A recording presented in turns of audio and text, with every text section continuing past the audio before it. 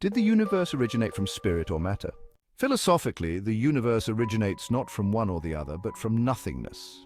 Not a void in the literal sense, but a state beyond human perception, beyond the limits of our physical senses. This nothingness serves as the source of existence, out of which arises the interplay of yin and yang, a concept from Chinese philosophy representing movement and stillness, where form and function are inseparable.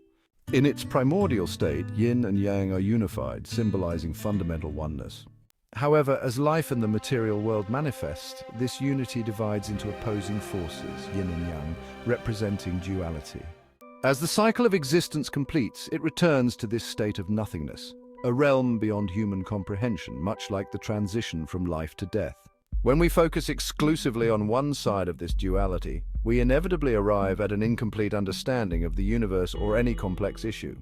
True wisdom lies in recognizing the dynamic, interconnected balance between these opposites, which are in a state of constant flux. Thus, the fundamental question is not whether the universe originates from spirit or matter, but rather, what is the first cause, the initial driving force that brings existence, energy, into motion and manifestation? This driving force operates within the ever-shifting dimensions of space and time, arising from the duality inherent in energy itself, momentum and stillness. The latter status exists beyond the reach of human sensory perception. Once energy is set into motion, stillness, or passivity, becomes its necessary counterpart, maintaining equilibrium. The interaction between these opposites is not one of conflict, but a subtle, harmonious balance that propels the universe forward.